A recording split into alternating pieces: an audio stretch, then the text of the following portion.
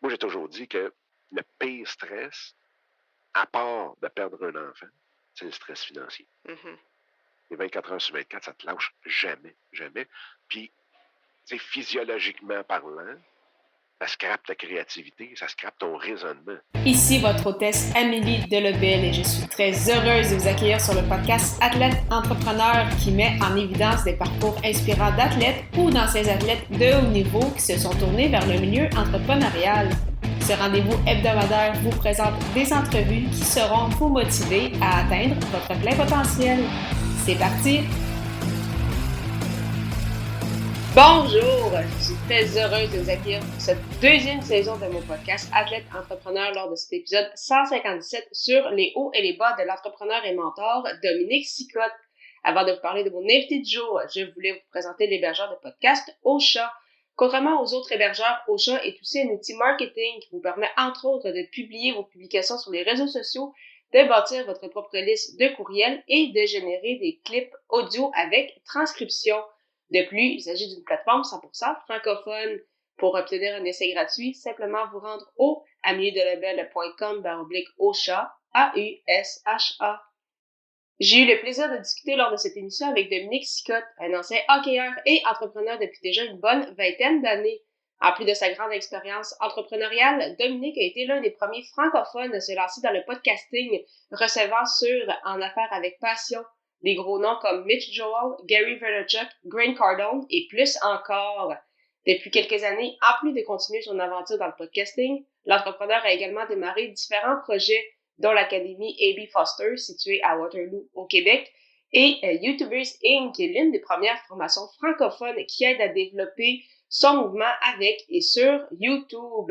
Sans plus attendre, je vous laisse à la première partie de 3 de cette entrevue fort intéressante. Bonne écoute! Alors, je suis actuellement avec mon invité du jour, Dominique Scott. Salut Dom, comment ça va? Ça va super bien. Puis un gros merci pour l'invitation. C'est vraiment cool. C'est un podcast hallucinant. Puis je suis très, très, très content d'en faire partie aujourd'hui. Mais merci beaucoup à toi d'avoir accepté mon invitation. Donc, comme je le mentionnais avant l'enregistrement, je me disais que ça faisait longtemps que je te voulais justement sur le podcast. Donc, 3 ans après le lancement d'Athlète Entrepreneur, c'était le temps. Donc, pour débuter le tout, en fait, Dom, dans une ancienne vie, tu jouais au hockey. Donc, quel Oui. a été ton parcours comme hockeyeur? Écoute, je pense que j'ai eu le même parcours que peut-être à peu près 90% des jeunes au Canada. La seule chose qui a peut-être été un petit peu différente, c'est qu'on était au début des fameux 3A l'été, et ainsi de suite. Donc, je dirais les 4 dernières années que j'ai joué là, mineur, on va appeler ça comme ça, euh, j'ai joué 11 mois et demi par année. Wow. Puis là, c'était super cool. Il y avait 2 semaines à peu près en avril où on prenait une pause, ou plutôt nos parents prenaient une pause, faut croire, parce que on prenait jamais de pause. Et après ça, on repartait. Mais vers la fin, malheureusement, j'ai eu plusieurs blessures, des tendinites dans les genoux. J'ai eu aussi, même dans une olympiade à l'école, une boule, le lancer de la pierre ou le lancer de la boule de plomb. OK. Quelqu'un me l'avait pitché directement sur le pied. J'avais été 2 mois en béquille à cause de ça. Ouch. Vraiment quelque chose de ridicule. Puis, après ça, ben, quand c'est venu le temps pour le Midget 3A, on pourrait en parler de la politique dans le hockey et Oh boy. en dehors de la glace, mais j'avais connu le meilleur camp de ma vie. Puis, j'avais été retranché même au début, là, au mois d'avril. Pas au camp d'entraînement, là, c'était le camp de genre de présélection. Pour après ça me faire appeler à la fin de l'été puis me faire dire écoute, on s'est trompé, on s'excuse, viens-t'en au camp. Puis écoute, j'étais tellement out of shape parce que moi, j'étais pas le plus gros tripeux de camp d'entraînement. Mais là, celui-là, tu sais, je m'étais vraiment forcé. Puis là, je suis arrivé à l'autre camp. Après la première pratique, j'étais voir les coachs, puis j'ai dit, oubliez ça. J'ai dit, non, je ne boucherai pas un trou, puis je remplirai pas un chandail. Fait que merci, bonsoir, puis bye-bye. Puis après ça, ben, j'avais eu une demande pour aller jouer à Cornwall. Oui. Dans ce temps-là, c'était le Junior Hop, c'était Oui. Colts de Cornwall. Mhm. Il y a eu les Aces de Cornwall, mais les Colts, c'était dans le junior A. Et j'avais été invité pour aller rencontrer le DG, puis le coach, puis toute l'équipe là-bas, pour jouer avec eux autres. Écoute, on avait été reçus au fruit de mer. C'était vraiment trippant. Honnêtement, c'était une super belle organisation. Un aréna incroyable avec une piste de course intérieure dedans. C'était vraiment, vraiment, vraiment trippant. Puis écoute, du junior A, je me souviens, il jouait contre Cumberland, qui était la pire équipe de la Ligue. Il y avait 5 scalpers de la Ligue nationale dans les estrades. Wow. Pour du junior A. Ben oui.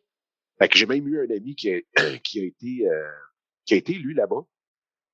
Puis, il a été repêché en 5e ronde la dernière année des Nordiques, par les Nordiques. Ouh. Ouais. Puis, mais moi, j'ai arrêté. J'étais rendu mentalement à les blessures, puis toute la kit. Puis là, c'était 7 jours semaine. Puis c'était... tu mangeais, tu ne faisais que respirer du hockey. Mhm. Je pense que le fait de ne pas avoir joué au soccer à Ringuette ou n'importe quoi d'autre dans les 4-5 dernières années avant ça a juste fait en sorte que j'ai comme brûlé. Mhm. Puis aujourd'hui, ça a été une super bonne affaire que ça l'arrête là, mais ça a été une fin abrupte. J'ai vraiment décidé du jour au lendemain, j'ai dit, OK, je ne retouche plus au patin. Puis ça a pris grosso modo 10 ans avant que je remette une paire de patins. OK. J'étais Vraiment. incapable de jouer pour le fun. Puis c'est vraiment drôle parce que j'avais eu à un moment donné une invitation pour aller jouer dans le temps que je restais à Montréal pour l'équipe de Radio-Canada, puis toute l'équipe. Puis j'avais mis les pieds sur la glace, j'ai fait ah non. Je suis sorti, déshabillé ça. Puis jusqu'à il y a 3 ans peut-être, là j'ai mis mes patins avec mes filles. J'ai fait OK, je vais le faire pour. Non, c'est il y a 5 ans. Puis là, j'ai décidé de juste oublier tout le reste. De toute façon, ça faisait 20 ans. Je disais, OK, regarde, on va oublier ça, puis je vais me concentrer sur mes filles pour avoir du fun. Mais j'étais tellement un junkie de l'adrénaline que c'était juste ça. Et c'est pour ça que les camps d'entraînement, c'était peut-être trop facile de faire les clubs dans le temps. Tu sais, il y a une année, j'ai manqué 27 matchs, puis j'avais fini premier scoreur de l'équipe dans du 2A. J'aimais ça. J'avais même une petite pin que j'avais achetée. C'était une pierre tombale. C'était le hockey, c'est ma vie. Mais c'est ça. Bref, ça a comme terminé sur pratiquement un burn-out du hockey. C'est fou, ça. Mais ça a été des super belles années. T'sais, honnêtement, les années que j'ai joué puis que j'ai eu du fun jusqu'à la fin, c'était vraiment cool. La passe du Média 3 m'a ça. Puis le pire, c'est que ce que j'avais en tête, qui s'était passé, 20 quelques années plus tard, j'ai rencontré la mère d'un gars avec qui je jouais. Puis elle m'a raconté comment que son gars a fait le club. Puis là, j'ai fait, voilà, c'est pour ça. C'est pour ça que je suis plus dans le hockey. Fait que c'est un peu ça. Ce bout-là, si je l'enlève, c'est 100% du hockey que j'ai adoré. Les voyages, c'est toute l'équipe qui venait avec. Mais j'aurais aimé ça jouer NCAA. Mon rêve, puis même à partir de Pee-Wee, je me disais non, je ne veux pas jouer junior majeur, je vais aller jouer pour une université américaine. C'était mon rêve. C'est la seule chose que je me dis, j'aurais peut-être pu continuer pour traverser l'autre bord puis aller jouer, mais j'aurais pu le faire au golf aussi, puis je l'ai pas fait au golf non plus. Fait que, une prochaine vie. Je vais peut-être avoir de la misère entre le golf et le hockey dans la prochaine vie. Je vais dire, non, joue-tu au golf puis je te lâche le golf. J'ai fait 2 fois les championnats du Québec au golf. Fait que ça aussi, je jouais 100 games faciles par année, par été. Quand même. C'était, ouais, mais je savais. C'est classique. Ben oui, mais c'est fou à quel point c'est ça. Je te connais depuis quand même plusieurs années, puis je savais même pas ça pour le midget 3 ou pour Cornwall. Fait comme quoi, on en apprend chaque jour. Puis. Ouais, puis même, j'étais supposé d'aller jouer soit pour Cornwall ou les Aigles Bleus de l'Université de Moncton. Oui. Oui, c'est là, t'as fait ton bac, là. Puis j'ai fait mon université à Moncton après parce que je l'ai connu à cause de ça. Puis le fait aussi que quand j'ai arrêté de jouer au hockey, je me suis tapé vraiment une dépression. On pourra en parler plus tard tantôt. Mais vraiment une dépression, il fallait que je sorte. Fait que j'ai arrêté le cégep.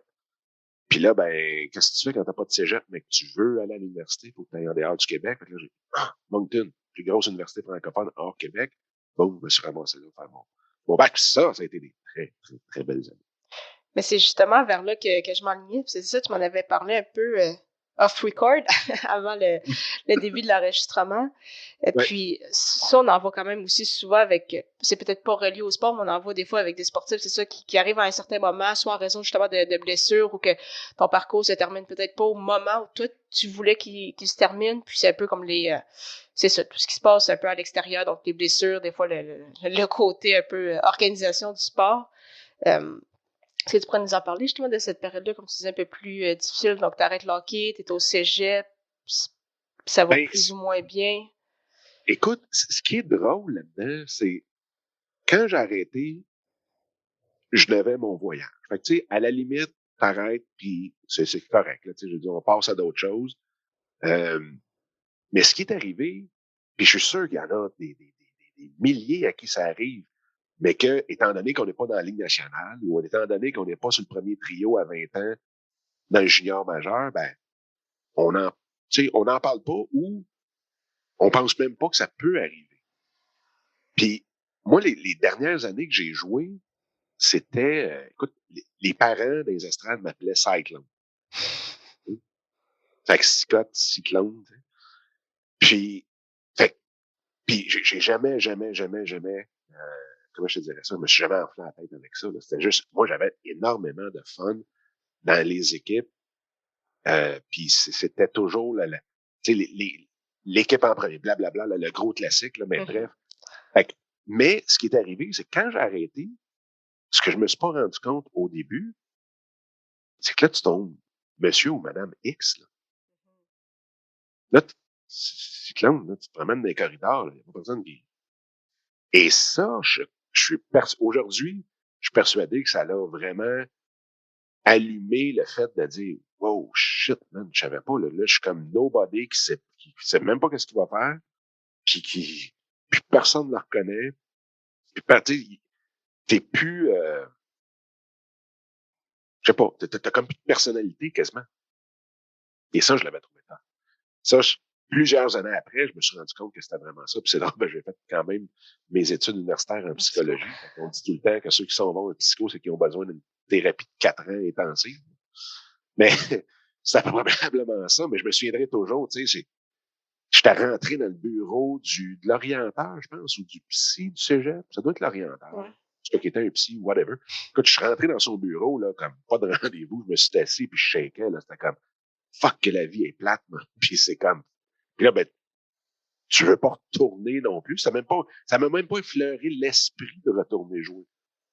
Fait que c'était vraiment, vraiment un bout psychologiquement tough. Puis après ça, j'en ai reparlé avec d'autres, puis ils m'ont dit, ben oui, moi aussi, j'ai vécu ça. Fait que j'ai l'impression que c'est quelque chose que, quand on est jeune, on peut avoir un talent ou X, là, puis que les parents ou que le monde nous reconnaissent pour quelque chose, puis que quand on arrête, tout. Puis je suis sûr qu'on demanderait à tous les athlètes comment ça a fini, puis comment ils ont vécu la transition entre guillemets, où il y en a que c'était des vrais, là, mais vedette à rien. Puis moi, je me souviens que on vit la même affaire que les entrepreneurs. C'est drôle parce que je l'ai vu de mes yeux, le père d'un de nos chums, grosse compagnie, tu sais, là, multimillionnaire, sur le board de la Banque nationale, tout le kit. Quand il a pris sa retraite, là, plus personne qui l'appelle. Parce que il est plus à la tête d'une business. Il est à la retraite.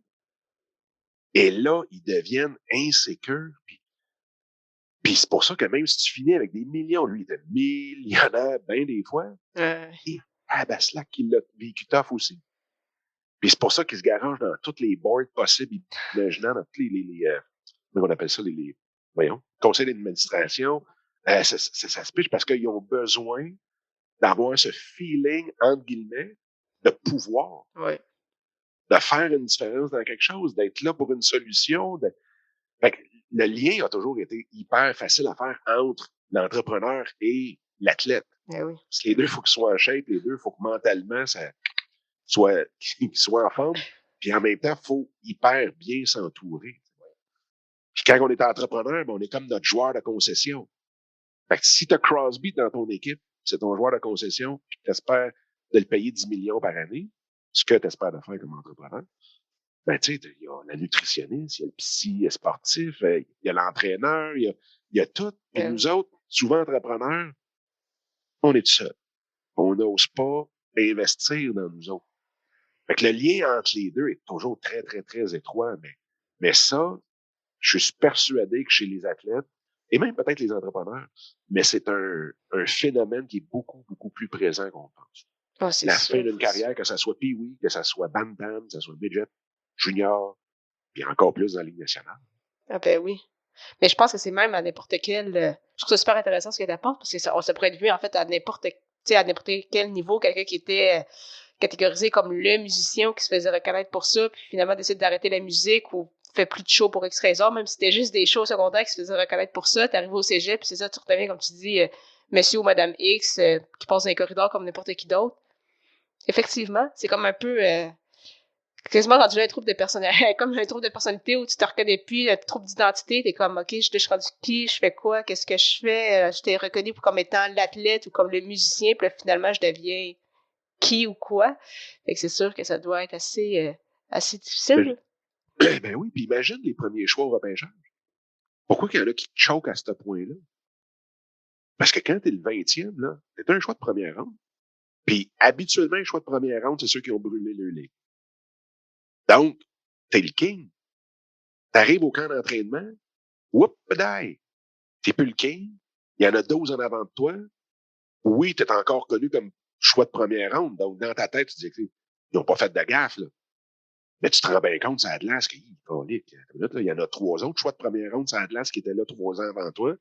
Puis ceux qui étaient en 3e ronde se sont développés et sont rendus au même camp que toi. Puis ils te clenchent. Ça doit être terriblement tough. Puis c'est pour ça que je suis persuadé que le pourquoi beaucoup de choix de première ronde ne font pas la Ligue nationale, c'est juste ça. La transition d'être une superstar à tu fais partie de la gang puis t'es pas en l'air, t'es dans le milieu. Ça doit être incroyable. Tu sais, tu prends Louis Leblanc, là.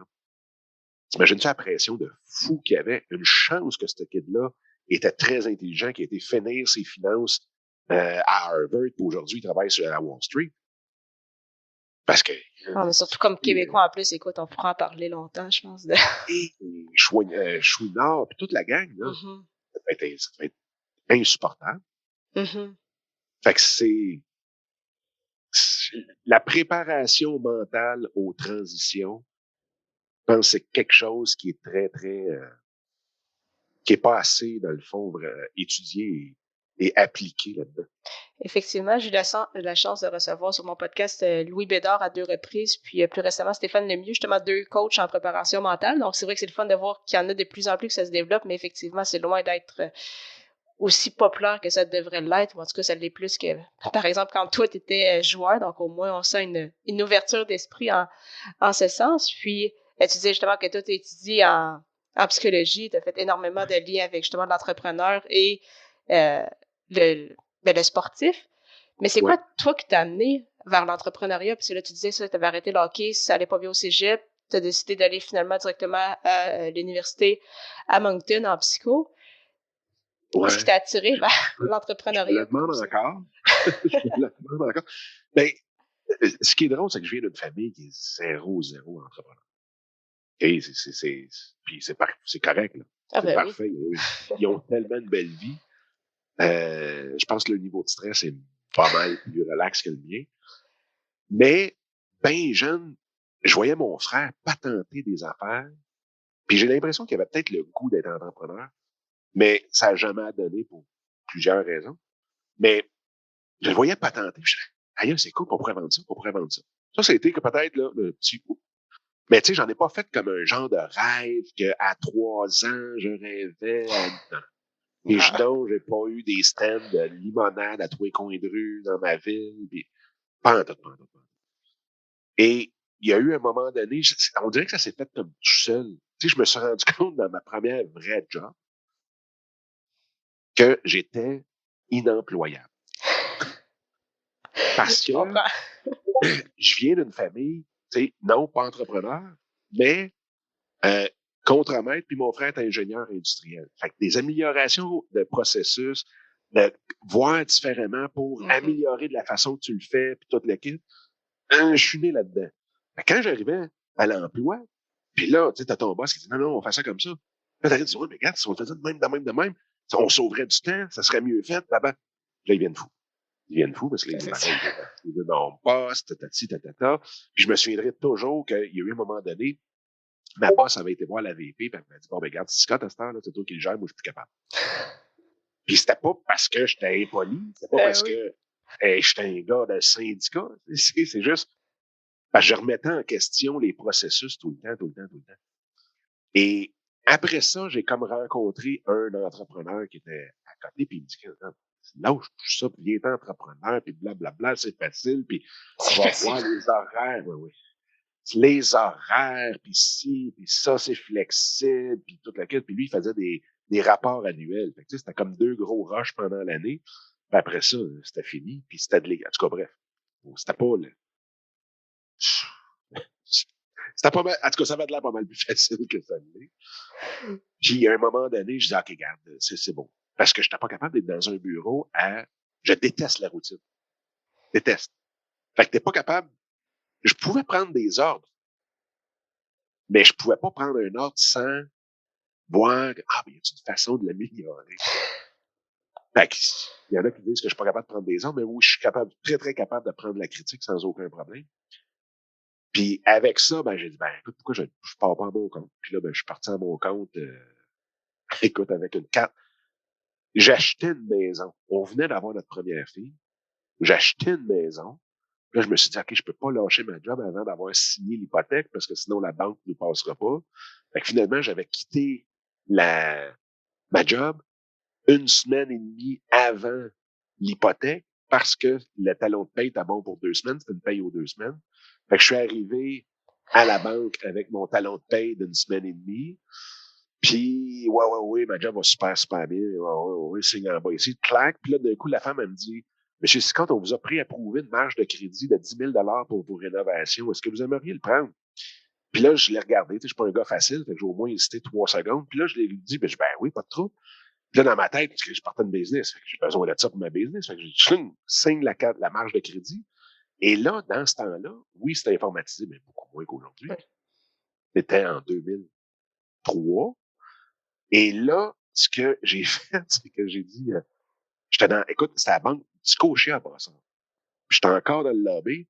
J'ai dit là, avant qu'il rentre ça dans le système, que ça soit rendu dans une centrale, j'ai le temps d'appeler ma caisse puis de dire, je veux une marge de crédit de 10 000 pour rénovation. S'ils me l'ont accepté, c'est parce que mon compte, mon crédit passait.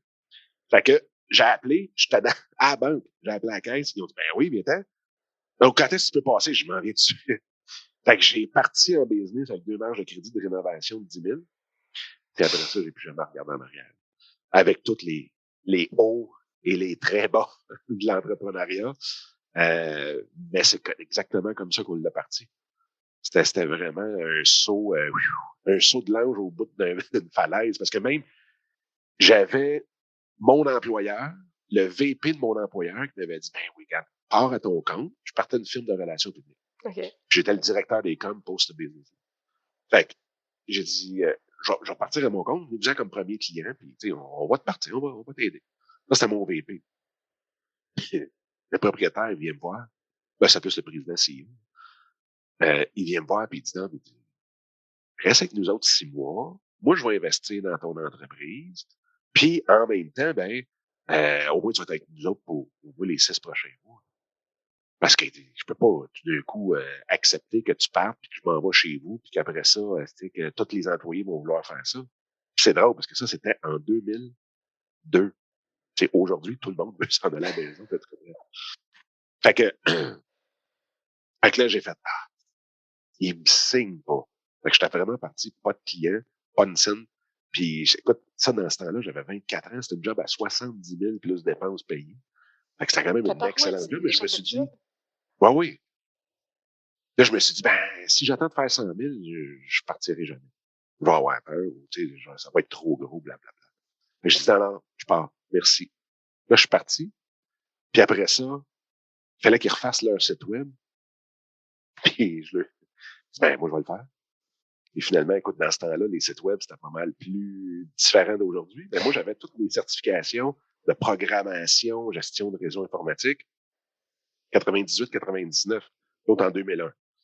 Fait que, si je leur ai vendu un site web à 23 000 Après ça, on en a vendu un à la Croix-Rouge américaine parce que quand je travaillais dans cette entreprise-là, on était la seule entreprise, co-entreprise avec la Croix-Rouge américaine, de toute l'histoire de la Croix-Rouge américaine, parce que c'est une entreprise pour profit. Ils ont déjà fait des joint ventures, mais pour des OBNL, pas de profit, mais je vois. Organisme à but non lucratif, là. Merci. Ça fait plaisir. Ton vocabulaire, mais t'en as pas trouvé. Puis, bref, on avait ce contact-là. Puis là, j'avais vendu à la Croix-Rouge américaine un site web de 50 000. C'était incroyable. C'est payant de faire des sites web. Et dans ce temps-là, c'était incroyable. Mais, puis c'est drôle parce que l'ironie là-dedans, c'est que ma plus grosse business, mon premier vrai gros home run, c'était une plateforme web en 2003, 2004, fin 2003, début 2004, où est-ce que j'avais bâti une plateforme vidéo pour les relations publiques. Puis écoute, le site web m'a rapporté dans les 7 chiffres. Puis je l'avais acheté, je l'ai fait faire pour 200 $. Fait que c'était fait que, Ah ouais. ça a tout le temps été un peu comme ça, mais c'est ça la version courte à ta question, comment t'as commencé. Mais je trouve ça tellement intéressant. Puis aussi, il y a des histoires que je savais même pas encore. Ouais. Quand je continue d'en apprendre, puis tu parles beaucoup, c'est ça. En tout cas, peut-être qu'actuellement, tu recommanderais peut-être pas de faire ce que tu as fait pour te lancer en affaires avec deux marges de crédit. Non. Mais c'est comme ça que tu es parti. C'est ça, là, tu as essayé différentes choses. Puis ce que j'ai retenu, c'est que tu dis l'entrepreneuriat, il y a eu beaucoup de hauts, mais il y a eu aussi beaucoup, beaucoup de bas. Oui. Mais comment? Au départ, 2 choses. 3 choses. Les 3 pires, je pense, qu'un entrepreneur peut faire en partant. 1, c'est d'avoir un ego. Donc, de se dire, on est entrepreneur, non, je suis capable, tout va bien, puis non, t'es en train de mourir au bout de ton sang, puis quand quelqu'un te rencontre, tu te dis, non, ça va bien. Parce que tu veux pas dire, Chris, je suis en train d'en arracher tellement fort, parce que là, tu te dis, 1, ils viendront peut-être pas clients. 2, ça va peut-être, la rumeur va partir que, Chris, quand ça va pas bien, là, sa business va tomber. Tu sais, il y a un paquet d'affaires de même qui se passe dans ta tête, parce que t'es tout seul en haut de la pyramide, puis là, tu rushes. Donc, l'ego, out. Deuxièmement, s'arranger pour minimiser en tout temps le stress relié aux finances. Donc, 2 choses. 1, au pire des cas, d'avoir un autre revenu à côté. Puis là, ça joue encore sur l'ego. L'ego ferait vraiment planter. Là, ça joue sur ton ego parce que là, si tu es en train de te pogner une job, je vais dire n'importe quoi, là, mais caissier chez Petro-Canada, t'as encore ton ego qui t'empêche de faire ça. Mm-hmm.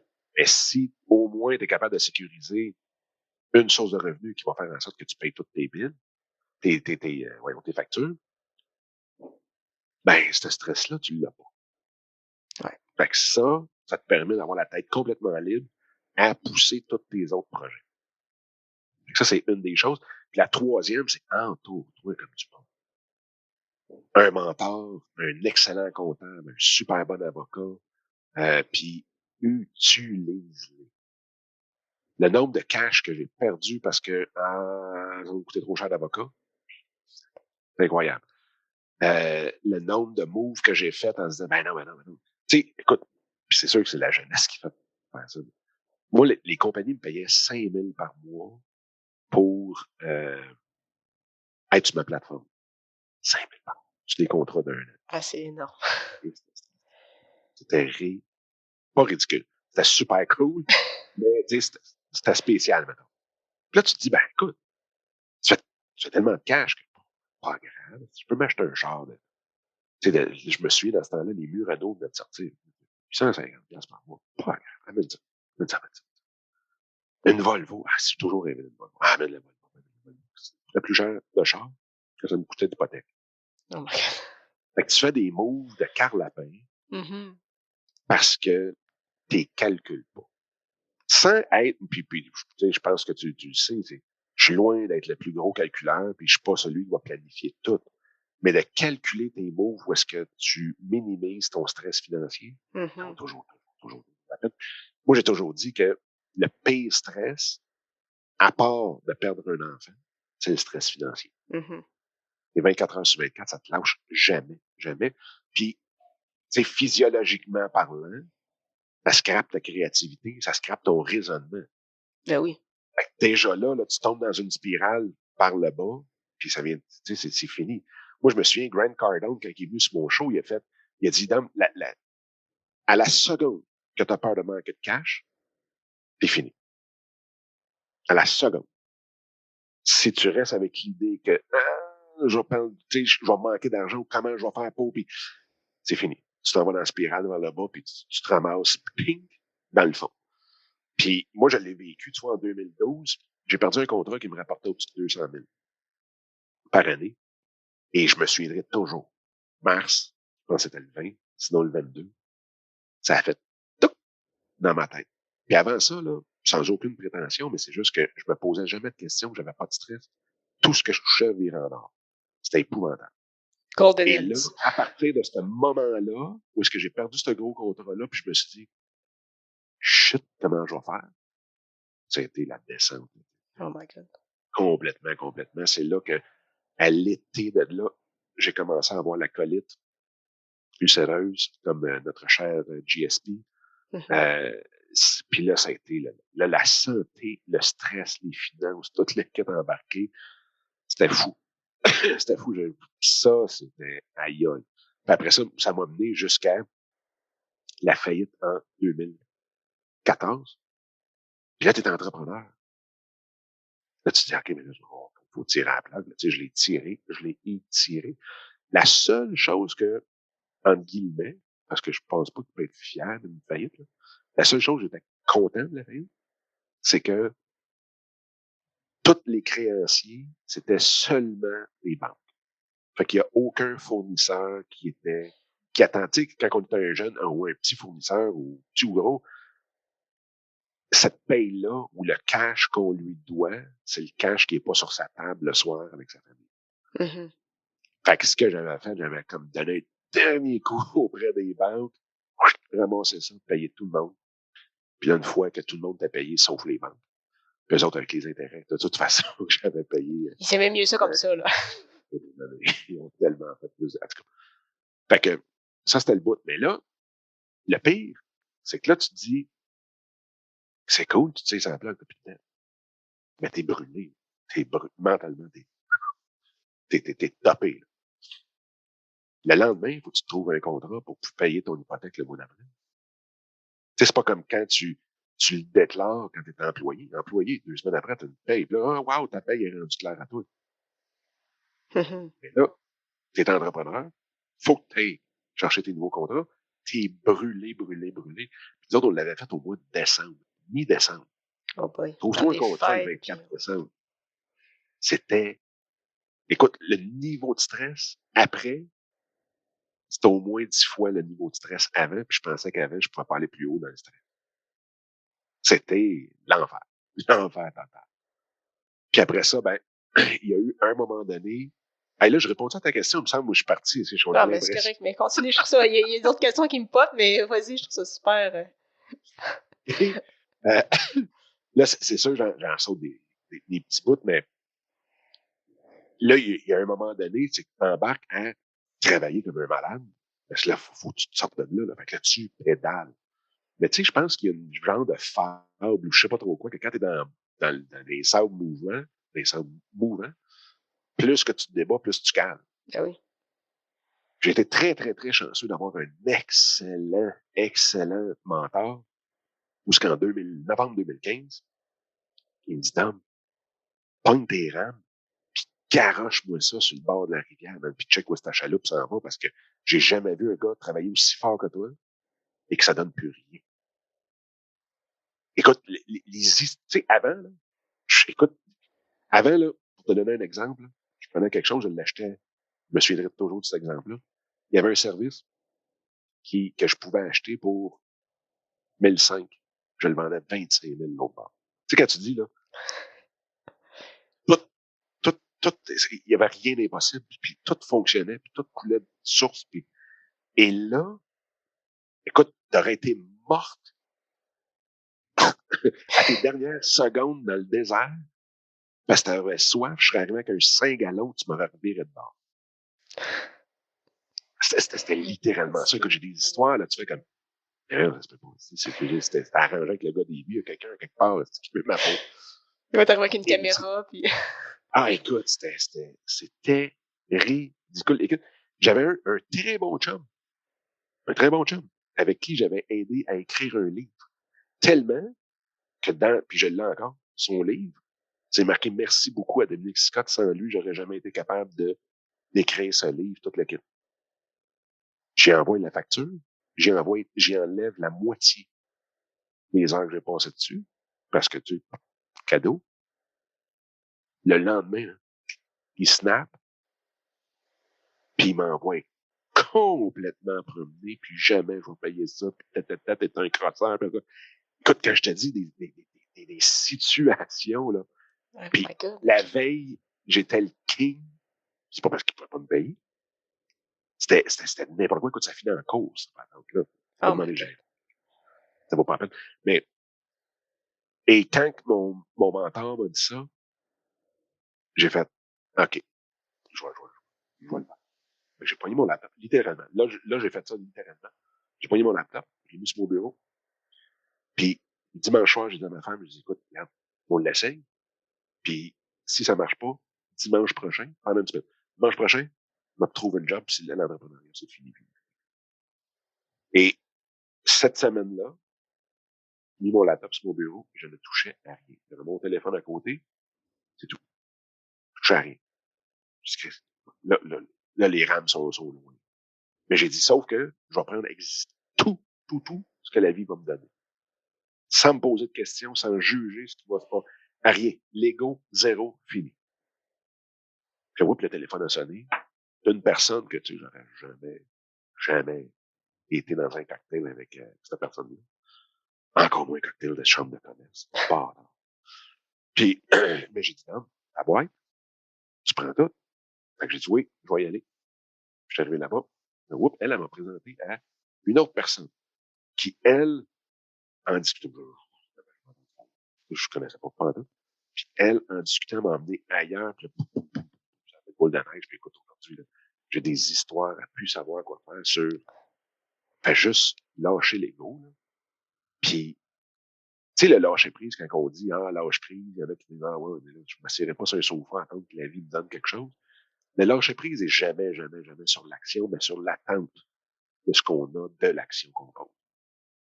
Fait que ça, c'est la grosse différence. Fait que quand je dis lâcher prise, c'est que je pose des actions à journée longue, sans avoir d'attente et d'essayer de prévoir c'est quoi un bon résultat versus cette action-là.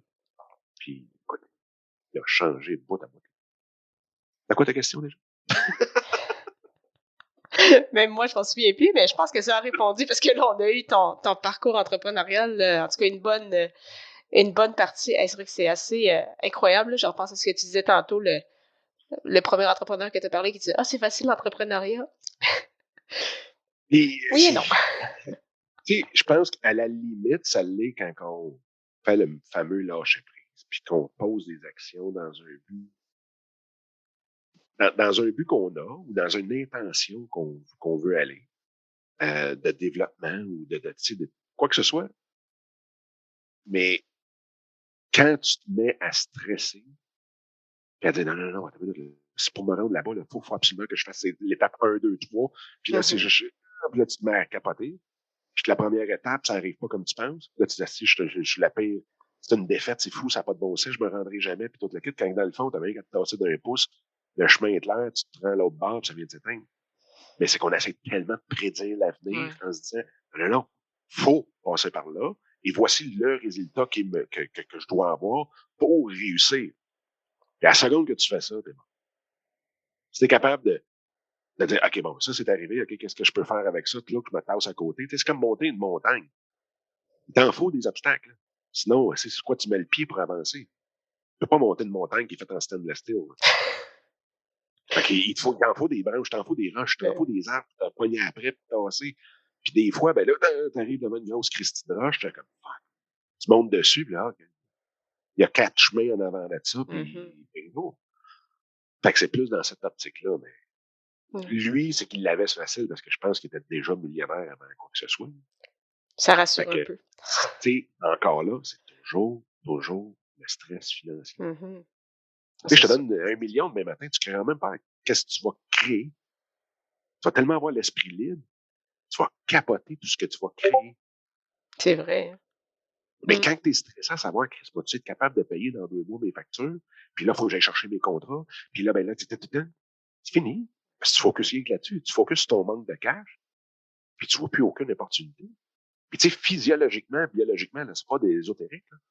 Le stress fait en sorte que ton champ de vision rétrécit. Ah ben oui. Fait que si ton champ de vision rétrécit, bingo, c'est comme rouler 300 sur l'autoroute. T'as le champ de vision aussi d'1 pouce de large en bout de ligne. Mais si tu prends le temps de relaxer, t'es loin sorti, puis t'es loin d'aller. Tu vois les opportunités bien plus facilement. Fait que je dirais que c'est le gros plus. Ça veut pas dire que ceux qui ont de l'argent de papa au moment, qui vont réussir plus. Parce qu'il y en a qui sont, je sais pas, il y en a qui sont sans dessin. Oui. Il y en a qui brûlent le cash. Ah ben oui. Parce que c'est trop facile, puis qu'ils n'ont pas plus d'intention que ça. C'est juste parce qu'il y en a, okay. Mais ils n'ont pas plus d'intention à suivre. De tout cas. Mais tu sais, Jeff Bezos est parti avec 300 000 de ses parents. Fait que lui, il avait son intention, il avait son idée. Au moins, il savait que il n'y avait pas 4 enfants à charge, puis 2 chambres, une maison, puis toute la quête. Merci beaucoup encore une fois à Dominique Sicotte pour son temps et en souhaitant que vous ayez apprécié ce 157e épisode officiel d'Athlète Entrepreneur. Si vous souhaitez acheter vos suppléments et vêtements pour sportifs tout en encourageant une entreprise sociale canadienne qui remet 20% de ses profits aux athlètes, Athlete Nation est le choix tout désigné. Profitez de 10% de rabais au amidelabel.com/Athlete Nation avec le code promo AE10 AE majuscule 10. Je vous donne rendez-vous au prochain épisode pour la suite de cette superbe entrevue. Ne manquez pas ça!